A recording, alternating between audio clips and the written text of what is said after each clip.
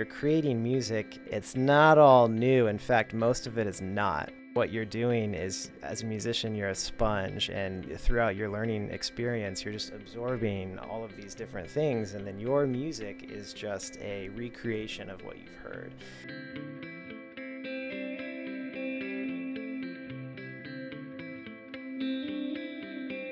There's like a common saying with musicians that we borrow, we don't steal from others, although at times it could be viewed as stealing, because really music is recycled. Blues music, for instance, like follows a strict 3-chord pattern, and it's just kind of recycled, and it's up to the individual artist to interpret it their own way, but the formula is like fairly consistent.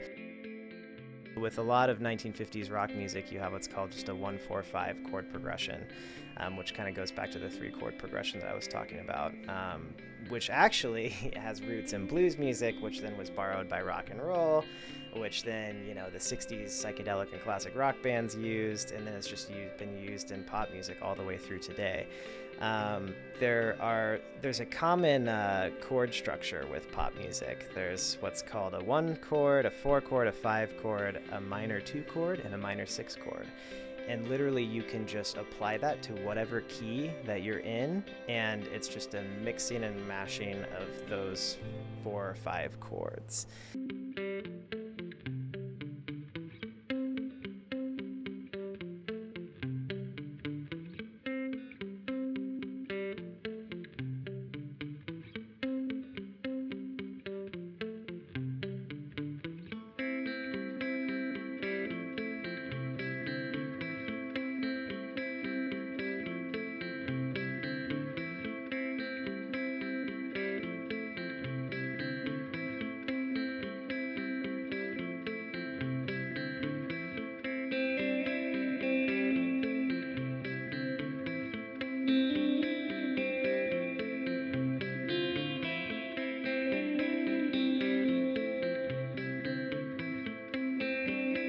So nostalgia, right, is a powerful tool when it comes to music. And the first example I can think of off the top of my head is I grew up in the 90s. So we were listening to what was on the rock station or the pop station in the 1990s.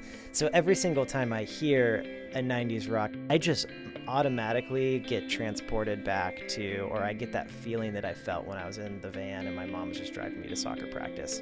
Like that memory is super vivid, just based off of hearing that song again.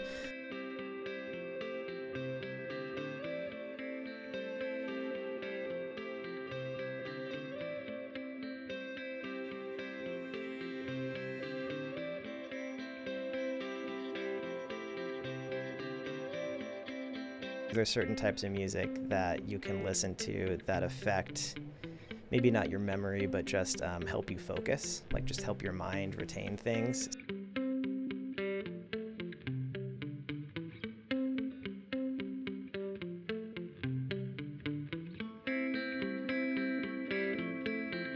Some people are strong right brain thinkers. Some people are strong left brain thinkers. Some have more of a combination of the two working together. I mean, they both work together for everyone, but some rely heavily on their right, some rely heavily on their left.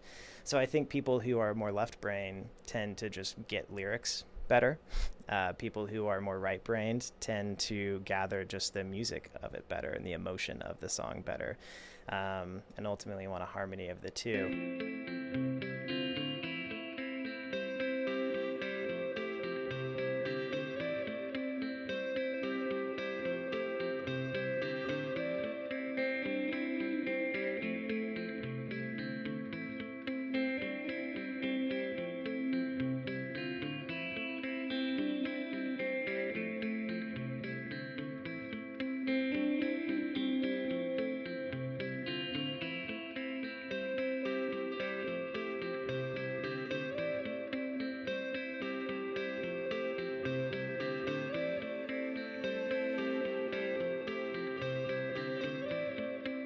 Just be open. That's the best thing you can be.